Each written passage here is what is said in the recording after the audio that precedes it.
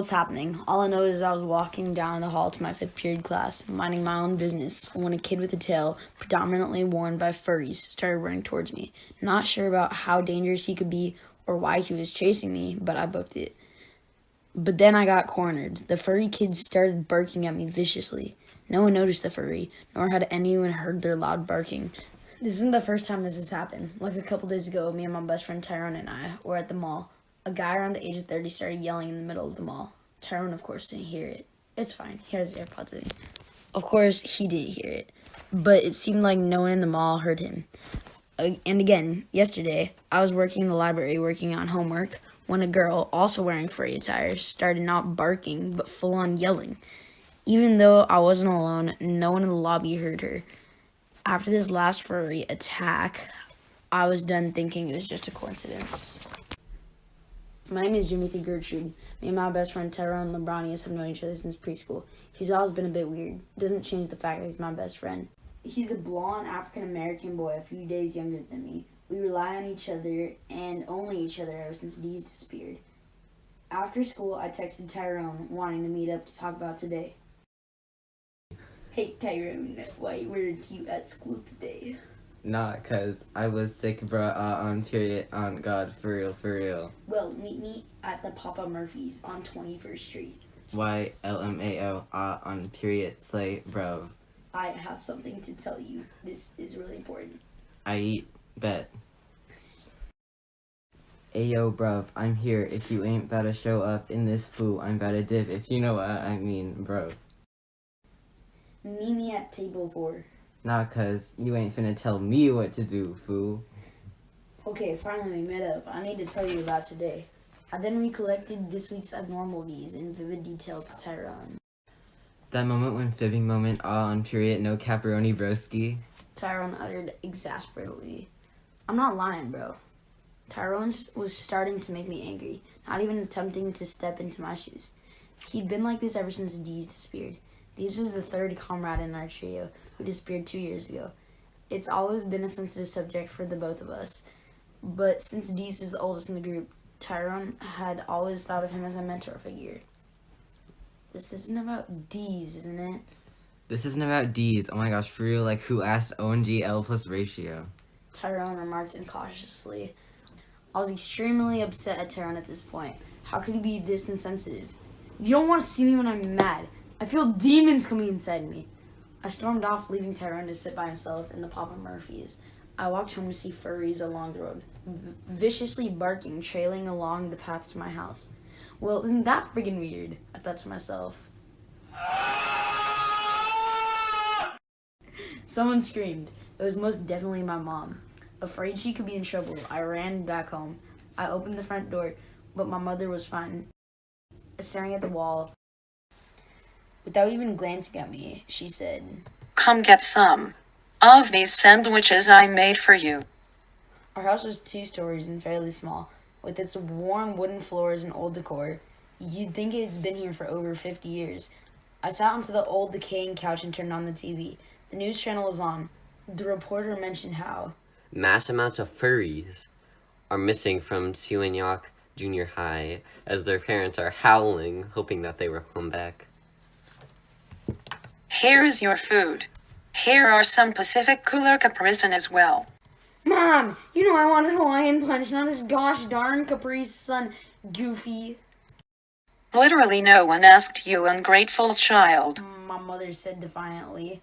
Oh, fine. I was slightly unhappy, but I ate my sandwiches nonetheless. I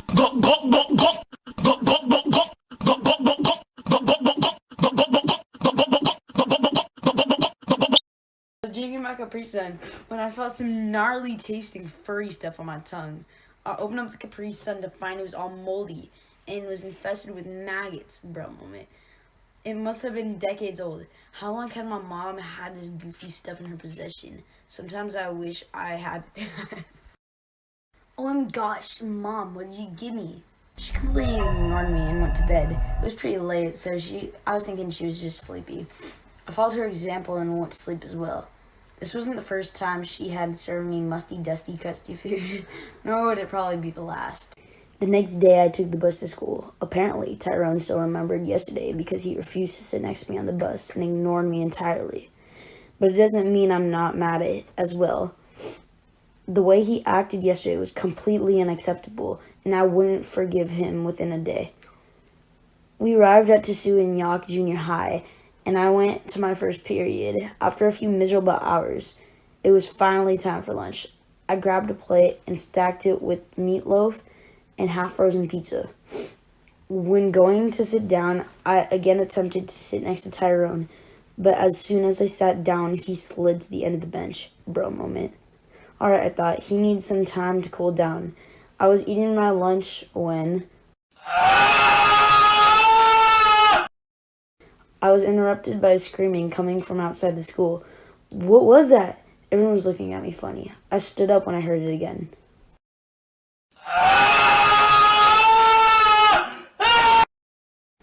I know you guys heard that, I exclaimed indignantly.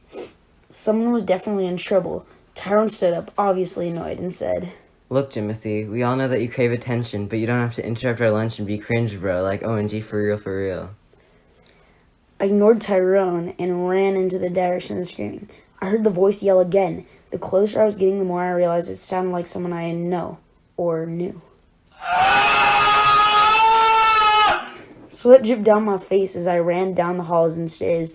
I burst through the doors to the courtyard like a jaguar and listened keenly for the next scream.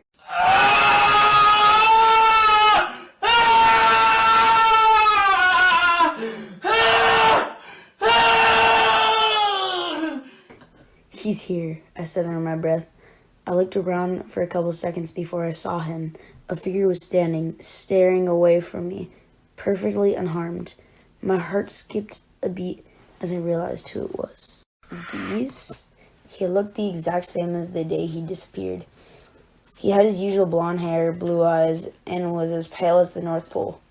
He used to be taller than Tyrone and I, but in years he'd been gone, we had grown to be the same height. Hello, Jimothy. We've been trying to find you. Oh my goodness gracious, I need to tell Tyrone you are back. This is a miracle.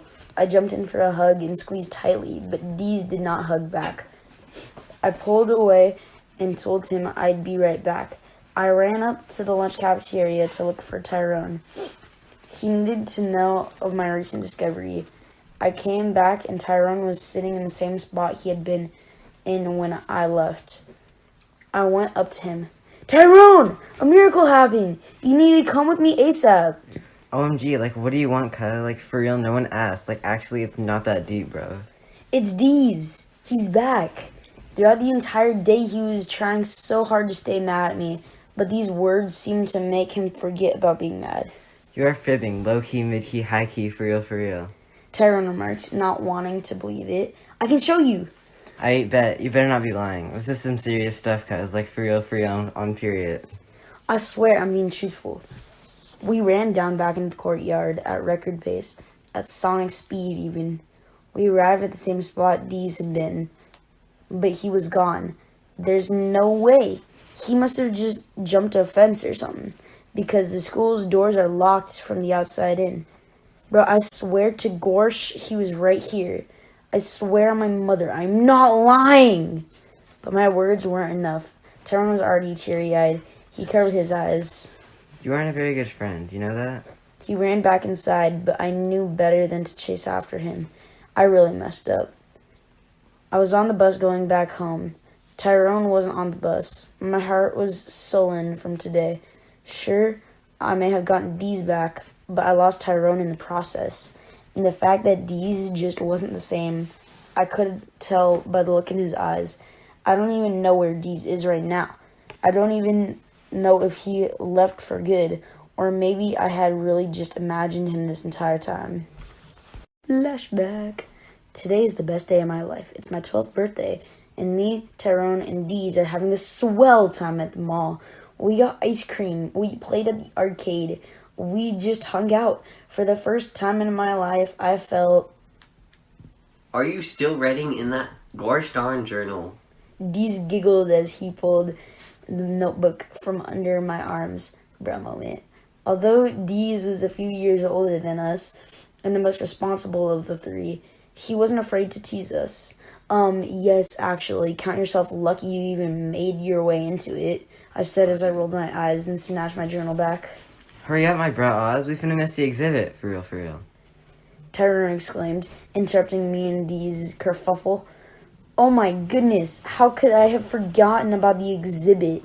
The mall was opening a new section to the museum, the supernatural exhibit. Like you care about learning Thai. Deez teased lightly. Of course I do. Also the fact that they're serving free donuts for their first visitors. Tyrone admitted. We head to the museum. Tyrone was licking his lips in anticipation while uttering about the donuts. Bussingness. We watched as the mall owner used giant safety scissors to cut large red ribbons. Only about 4 to 5 other people were there, even less batted an eye when it opened. Tyrone led us both into the exhibit. It was jaw-dropping. Giant granite pillars rose 28 feet above the ceiling. Various artifacts and instruments were on display. There were a total of 3 sections in this exhibit that described where different types of supernaturality were from: history, religion, and folklore. Tyrone locked his eyes onto the target, donuts. As he munched down on some, me and Deez checked out the folklore section of the exhibit. Hey, Jimothy, look at this. Deez motioned me to come to him. He was standing next to a trash chainsaw that was encased in a glass box held up by a pedestal, letters graved to the side of the pedestal. In this story, it says that people killed by this cursed chainsaw turn into ghosts. That would be so cool. Which one, I asked. The chainsaw or the turning into a ghost? Both! Deez said excitedly. Choking sounds. Crap, we better find Tyrone. We ran over to his aid and pushed that darn donut out of his system. Thanks, guys. Tyrone said gratefully. Come on, Ty. I wanted to show you something I found pretty cool. Deez led us to the back pedestal where the chainsaw was. Oh my goodness. Where is it? Deez sounded kind of panicked. He scanned the room. It was deathly silent. Deez must have heard something because he started dashing across the room. We tried to follow him, but he was always the fastest of the 3 of us. You can't steal that. It belongs in a museum. That's when me and Tyrone saw who he was chasing. A figure in black held the chainsaw strapped around his back like a guitar. He glanced back for a second, and I almost thought I recognized him. Then he turned back and continued to sprint out the exit door. Deez kept running. Wait, don't go after him. He could be dangerous. Bro, for real. But he was way too far away to hear us. That was the last we ever saw of Deez until today. My alarm went off, frightening me half to death. My head is throbbing. I'm in bed. I sit there for a second, sigh, then get up. I then brush my teeth and walk downstairs. Someone yelled somewhere. Okay, I ran downstairs. I searched for where the scream came from. No one home. Must have been the wind. I went to sit on the couch and pulled out my phone. Hey, Tyrone. I wanted to say sorry about yesterday. Can't we just stop fighting? I sighed. Tyrone was ignoring my text. Then I heard someone open the door. Panicked, I peeked at who it was. Oh, gosh, Deez, you are back! I stuck my hand out to Deez so he could dap me up, but he walked right past me. But he had the same lifeless eyes as he had back at the school. This wasn't the same Deez that I had once known. Help me. Deez said mellowly, which was weird since he wasn't facing anyone. Just to the wall. Excuse me? What do you need help with? Deez started walking.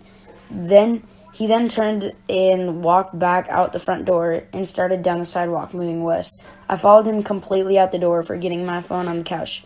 I turned my head, looking back at my house, and contemplated for a second. I then took off, sprinting towards Deez. I caught up with Deez, although he wasn't moving that fast. It took a bit of energy catching up with him.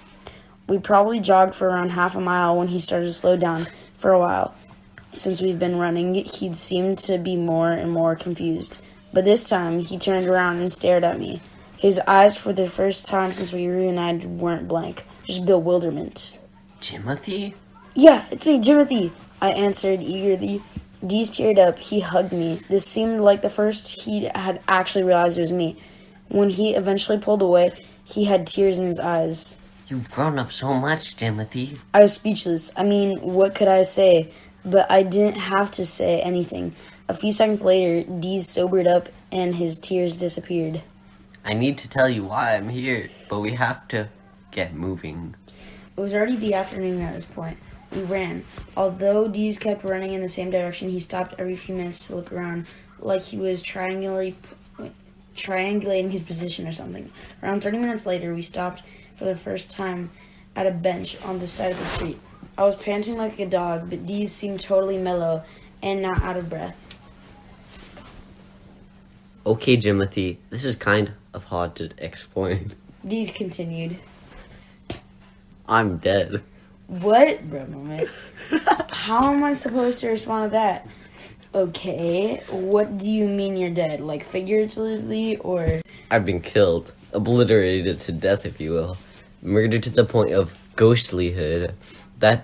That's all I know. Not who or what did it, but I die. I've been killed. Deez was uncomfortably calm in saying this. By all known laws of science, this was completely baloney. If he were dead, he wouldn't be able to stand up, better yet walk, talk, and feel emotions. Unless this was some sick version of Frankenstein. But then again, there was no real reason he would want to lie to me like this. I felt myself starting to cry, but then a wave of anger burst through me. Well, why did you have to leave us? Jimothy said through sniffles and anger. Why did you have to go after that man? We were so lost when you didn't show up the next day or even the next month. We just didn't know what to do. Deez seemed to understand. He also had a tear in his eye. Jimothy, I need you to help me. Help me take revenge upon the person who killed me. They kill innocent people in cold blood, and they will kill more if they aren't stopped. I wiped the remaining tears off my cheeks. Lead him to me. Maybe my anger was hiding my timidness. Maybe I had just realized how much I'd get destroyed once I got there. But then, nonetheless, we arrived. Nothing much. We were Jurassically underprepared. I had no idea what I was in for, or how I would pull this off. From the outside, the serial Deez killer probably looked like a well-groomed 1950s suburban house. Although it was a bit larger than a regular house, you wouldn't have had a clue that a killer lived in this house, except for the fact that the windows were boarded up from the inside for some reason, and that the fact that security cameras were everywhere. I had asked Deez how he knew this was the house, but he couldn't give me a straight answer. The house had the backyard encased in barbed wire fencing. Deez showed me a small burrow underneath the fencing. At least we had to start to our plan. Jimothy, I must warn you. I have to stay outside. If he catches me and kills me again, I'll spend an unidentifiable number of weeks, months, or even years trapped in limbo. This is the first time he caught me as a ghost. I spent around 1.5 years in nothingness. At that moment, I didn't even know if I could leave it. I thought being stuck in an endless void would be my ordeal for the rest of eternity. I noticed a lot of things that didn't make a bunch of sense, but I decided not to share. Like, how could a ghost be a serial killer? How does the serial killer see ghosts? All questions for the past. I waved to Deez, not knowing if it would be my last time seeing him, and crawled under the fence. I'm all alone. After I got through the fence, I glanced back at Deez, but he had disappeared. I needed to find a way in. The backyard was strangely large, yet untidy. Most of the yard was covered in tall grass and weeds, not having been walked in for years, no doubt. The only spots that seemed to be used was a small path leading further back into the yard. Random rectangles of soil on the ground. I glanced at the house, looking for ways to get in. The doors and windows were boarded. I turned my head to the backyard shed. It might just be tall enough so that if I got in, I could hardcore parkour up onto the roof of the house. Then I could go down the chimney and hopefully get into the house It was worth a shot. Step 1, getting onto the shed. It was around 7 feet tall. I was 5 feet 6 inches tall.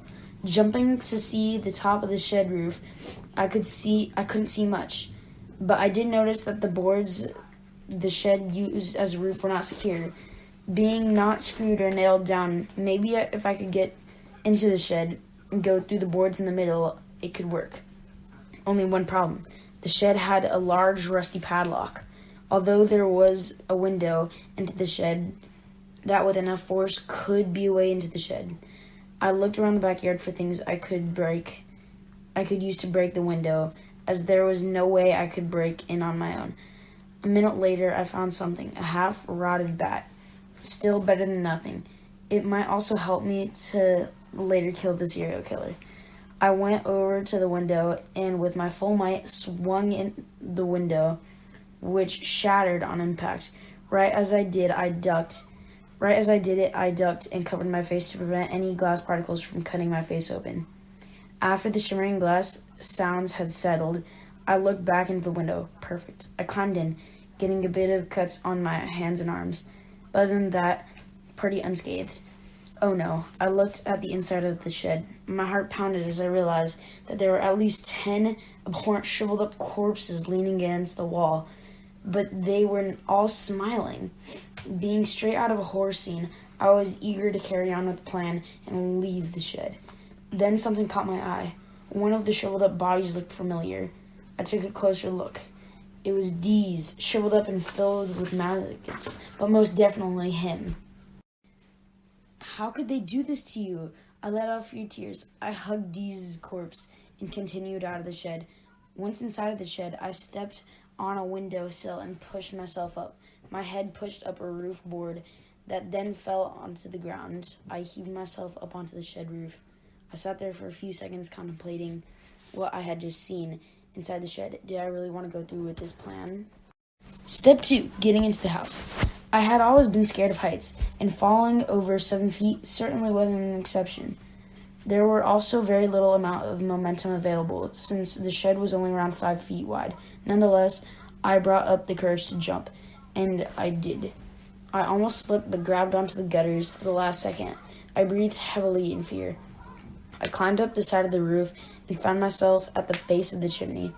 It was a tight squeeze, but I had to go nevertheless. I tried to fit myself inside, and once I knew I was secure in the chimney, I slowly descended, using my feet for leverage. I got around 5 feet from the ground when I heard rustling coming from the house. I was terrified, using my legs to hold myself up. I was trying to calm down, but there was no way to. The figure in the room hadn't heard me at this point.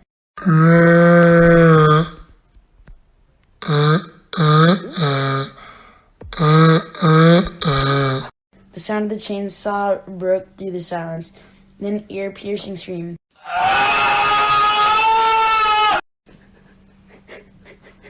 The sounds of spinning metal tearing through the soft flesh engraved in my mind. Then, as the chainsaw had apparently turned off, the room was again as silent as it was before. I'm afraid I had auditorily just witnessed a murder. I heard boots stomping away from the scene and a door opening before closing shortly after. This may be my only chance to get inside the house. I let go of my leg suspension and slid down into the fireplace. The inside of the house looked worse than the outside.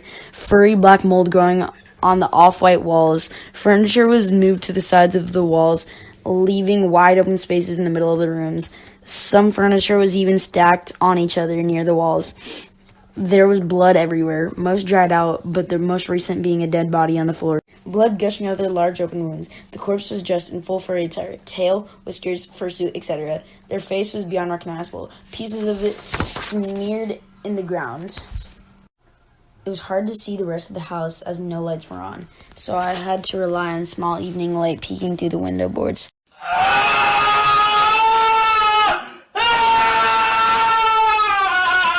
Someone screaming coming from below me. Someone was going to die. Another person was going to die, and I needed to save them. I tried to walk as quietly as possible. I searched the pitch black rooms with nothing to sense my surroundings except my hands. The more I used my hands to feel my way around the house, the more blood amassed on my fingers. The floor was strangely squishy in some rooms, which I found kind of creepy. I heard quiet footsteps coming towards me. Crap, I needed to hide. Panicked, I jumped in the first thing my hands felt, a small wardrobe. I held my breath as the footsteps entered the room. Pure silence was broken by quiet footsteps. My bat was ready in a swinging position in case the guy opened the wardrobe. Then I felt someone's cold fingers tickling my arm. I screamed and jerked my head to look behind me. Another dead body. I jumped out of the wardrobe, forgetting about the figure inside the room.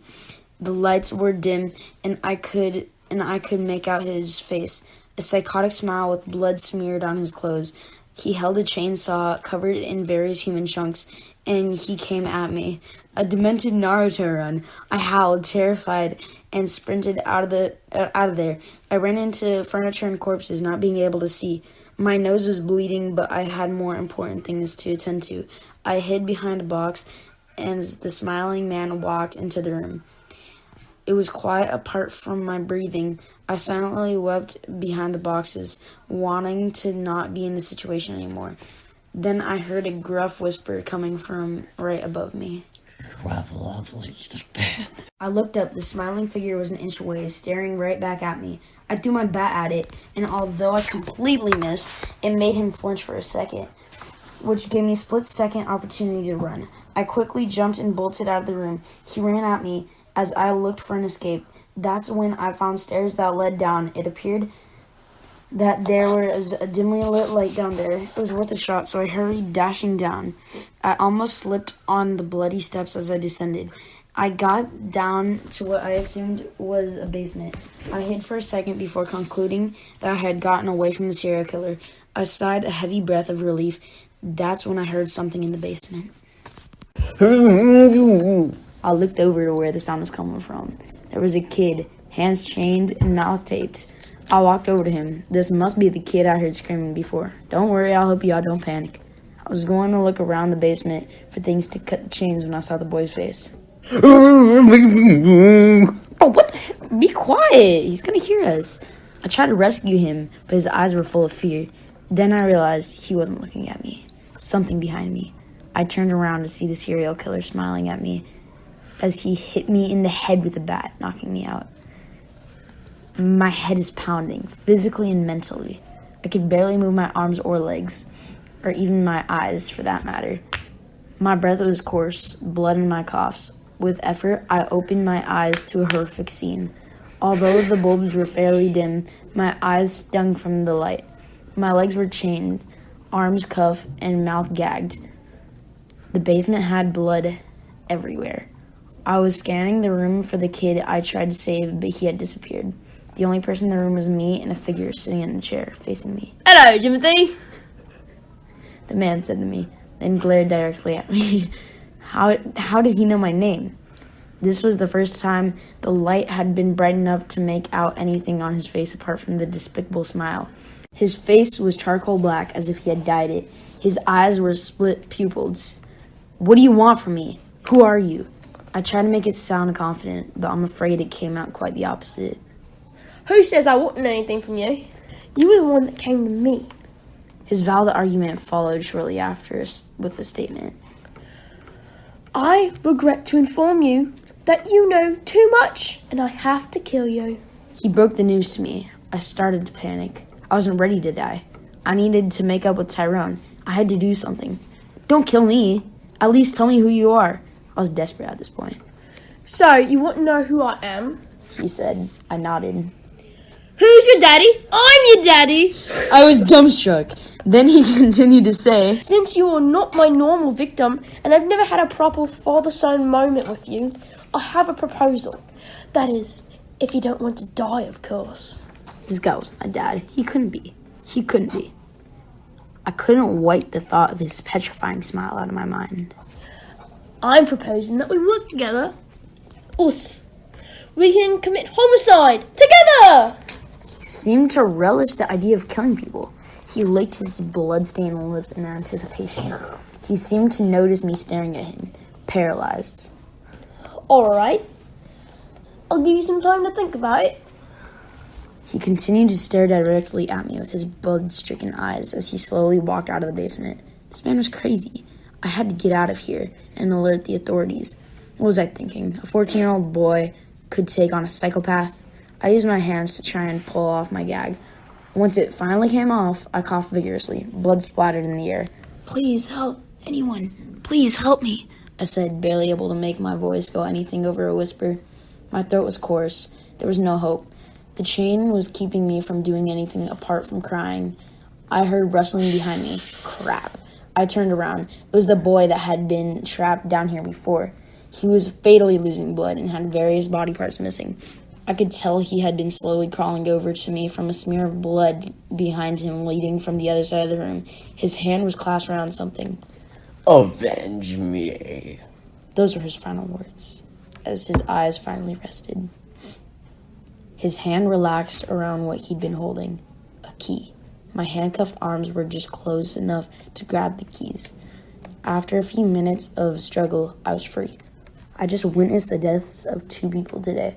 My objective was now just to survive. I looked around the basement for anything that could aid me in escaping this property if my dad saw me. I found an old rusty shovel. Although it was pretty heavy for me, I thought I could make it work. I quietly made my way up the stairs. You shouldn't be up here. A voice in my head. I forced it out of my head and continued. Then I heard him. Daddy was coming. I heard his chainsaw getting louder.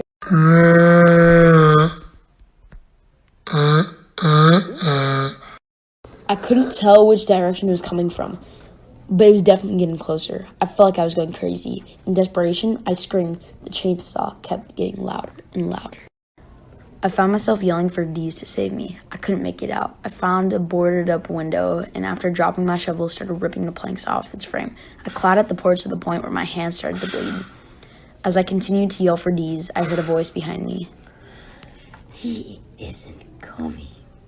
I turned around to see my father staring at me, smiling, holding a chainsaw. Haven't you noticed? Deez set you up. It works for me. I couldn't believe it. This entire time, Deez had been leading me to a trap. No way. I needed to get out of here, but I was cornered. The serial killer walked towards me, slowly. As he started the motor on his chainsaw, I could have made a run for it, but I ultimately knew I would die. He smiled. Deez and the Daddy Issues, page 1, paragraph 2. Deez and the Daddy Issues, page 2. My name is Jimothy Gertrude. Me and my best friend. And the Daddy Issues. Take 2. It's on. Take 2.